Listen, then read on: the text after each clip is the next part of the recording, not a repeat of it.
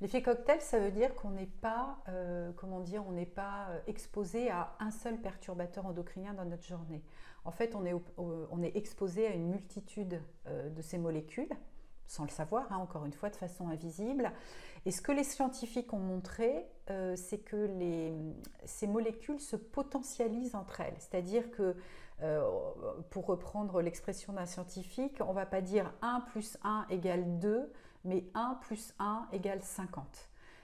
Et cet effet cocktail, on ne sait pas très bien ce que ça provoque dans l'organisme, mais on sait juste en fait que ça pose des problèmes qui sont très très mal maîtrisés.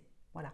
Et c'est ça qui est compliqué, c'est que vous allez peut-être pouvoir vous dire rationnellement, tiens, bah aujourd'hui je vais me faire une salade, je vais faire hyper attention, je vais prendre des trucs bio, etc. Donc là, de ce côté-là, ok, je vais pas avoir de perturbateurs endocriniens, mais ma salade, il m'en reste, tiens, je vais la conserver dans une boîte en plastique au frais. Je fais Voilà. ça tout le temps. Donc avec le gras, en fait, le gras et la chaleur, c'est les deux manières dont les molécules plastiques migrent dans la nourriture. Donc là, éventuellement, on va en avoir.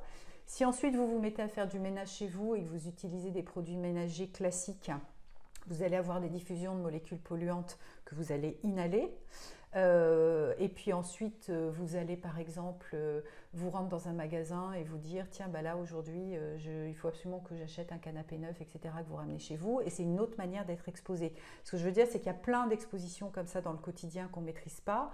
Et tous ces effets, toutes ces molécules mises bout à bout, 1 plus 1 plus 1 plus 1 plus 1, bah, ça ne fait pas l'addition qu'on escompterait, ça fait beaucoup plus. Voilà.